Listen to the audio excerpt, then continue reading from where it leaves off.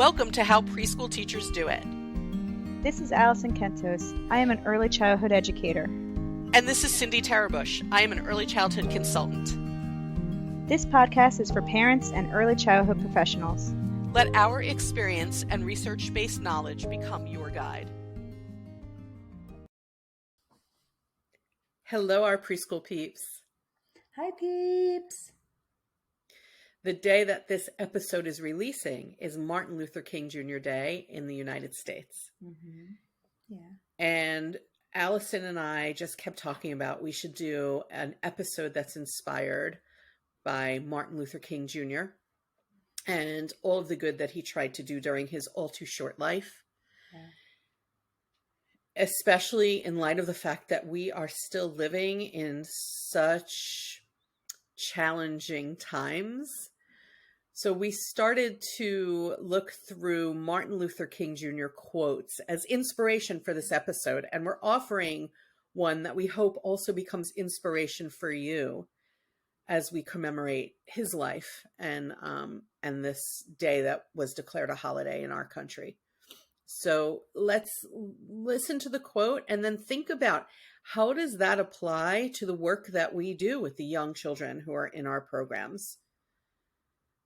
We went through many quotes and we kind of debated this, but this is where we land. It's from 1963. And the quote is, "The ultimate measure of a man is not where he stands in moments of comfort and convenience, but where he stands at times of challenge and controversy." One of my favorite quotes. It is on the north wall of the Martin Luther King Jr. Memorial in Washington, D.C. Mm-hmm. And again, it's just one of my favorites. It's not where we stand in moments of comfort and convenience, but at times of challenge and controversy. I can't even say it. And we are certainly living in times of challenge and controversy that I really believe cannot seep into our classrooms. Yeah. Yeah. We need to provide a safe place for these children. I purposely use the word seep. Yeah. Because it reminds me of like ooze coming in from under the door, how things from the outside world can just seep in before we even notice or realize it.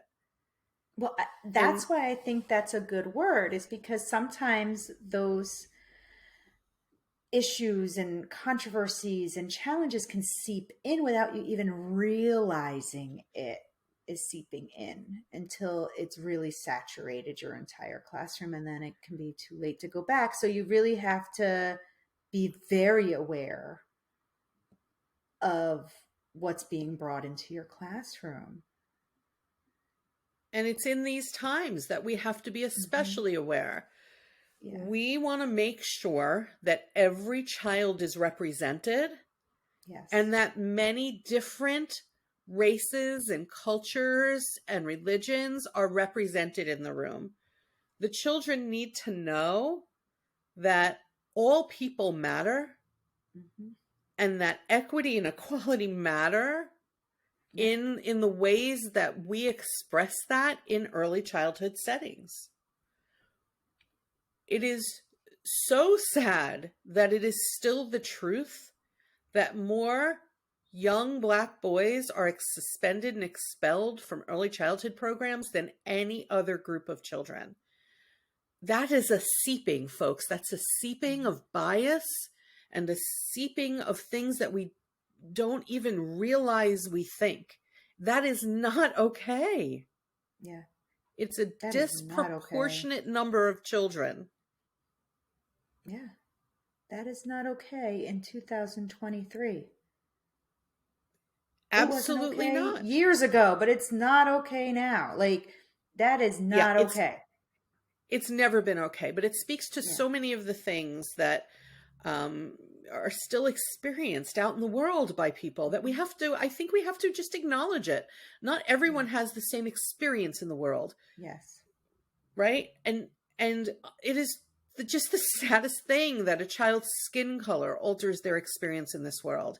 They need to be visually represented in our classrooms.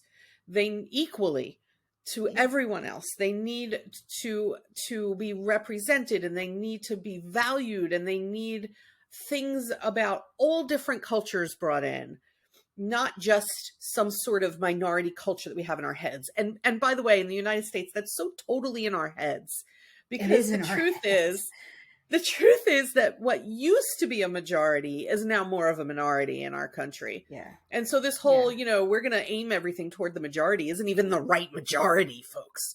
So but why do we have to think that way at all? Why do we have to think in terms of majority and minority? Like, I don't understand even thinking in those terms. Like, why is that still a thing? Not in any way. Not in any way. There is no need for it. There's no need. We value everyone. We teach the children. We value everybody. And you have to do more than just lip service to that. We have to demonstrate it through our actions. We also have to move beyond the whole, there's no difference between us. There is a difference between us, and children see differences. So we have to acknowledge that there are differences and bring those differences into our rooms and talk about how we respect people's differences, and thank goodness we have differences, or this world would be very, very boring. And what would we learn from each other if we were all the same person? Right. We should be celebrating the differences, like celebrating, showing each other why we are different and unique, what makes us who we are, is a very special thing, and I think we shouldn't be just say, oh, yeah, we're all the same. We're all the human race. Okay, yeah, that's great. We are. But within that human race, there are many differences and cultures and such a uniqueness to every single person that comes into that room that should be celebrated.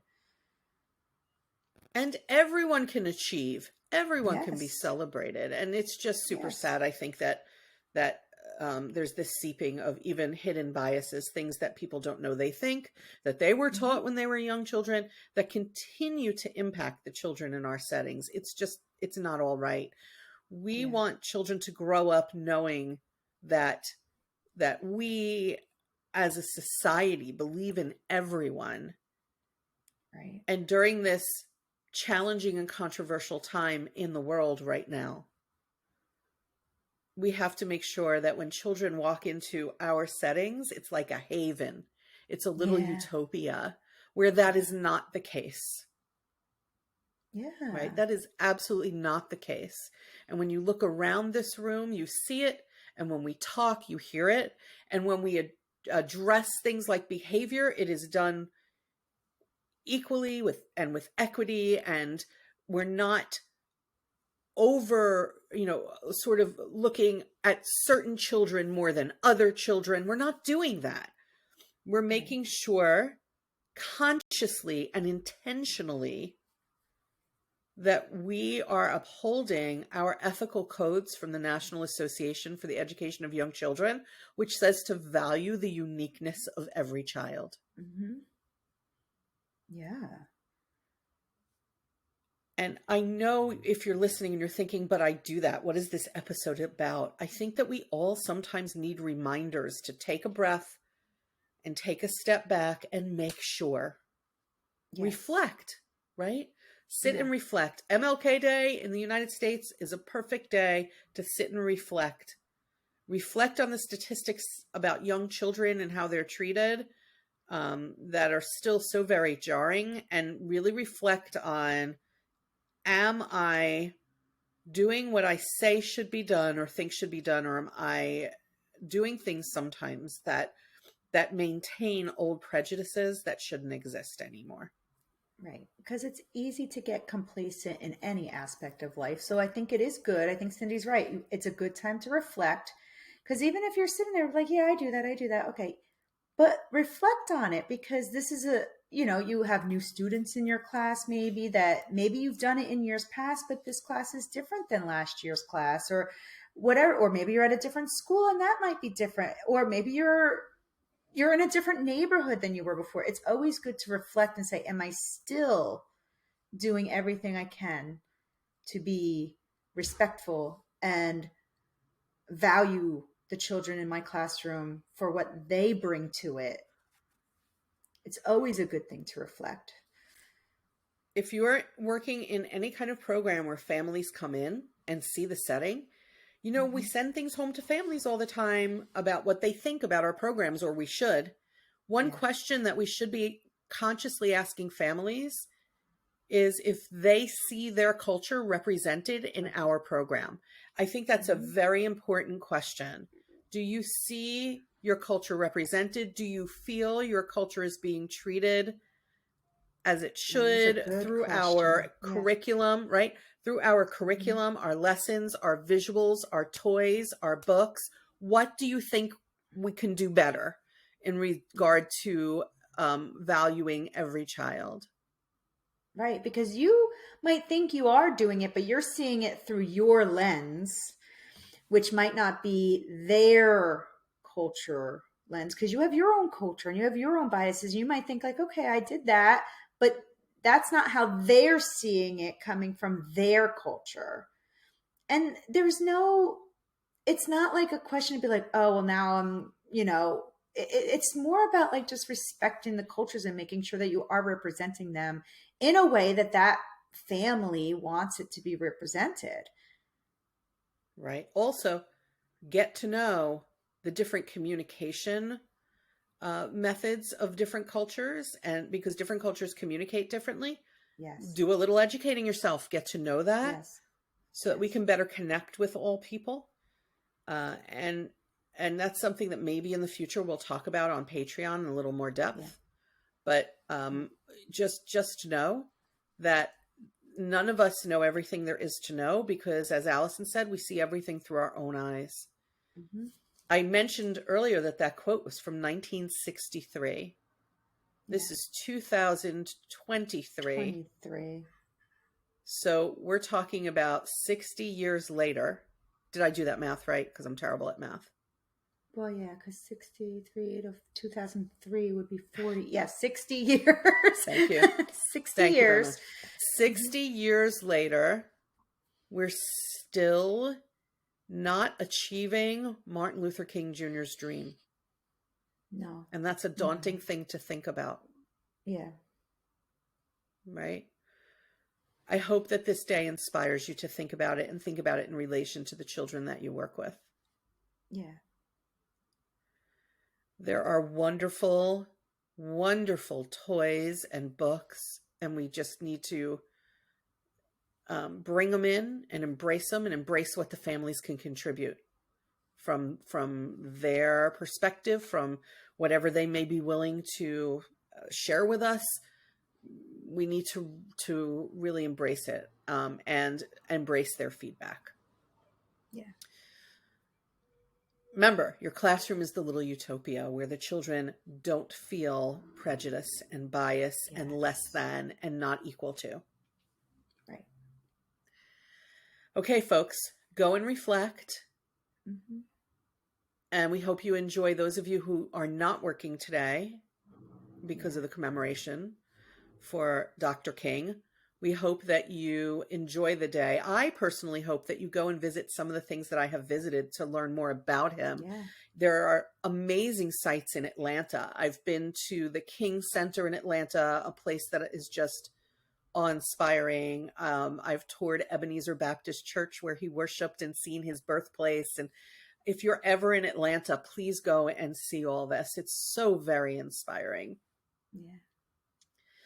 Okay, preschool peeps, before we go, let's shout out a couple of places. Let's shout them out. Ready? Let's do it. Yeah. in our tops this week, we have people listening and or watching on YouTube from Spain. Hi, Spain. I don't think we've said Spain before. And within the United States, joining the ranks of the states we have called out from the Midwestern portion of our country, Nebraska. Ooh. Am I right? Nebraska. Midwest. I'm terrible at geography, by the way. They're in the Midwest. Yes. Okay, thank you. They're in the Midwest. Yes. I will fully admit that I'm awful at geography. So Nebraska, welcome aboard. Tell your Midwestern neighbors to listen to the podcast and to check us out on Patreon, where there's even more happening. patreon.com/how preschool teachers do it. For only $5 a month, you get more content, blog articles, the whole thing. Yeah. Okay. Reflect, enjoy, and we will catch you next week on the podcast. Bye, peeps. Bye, folks.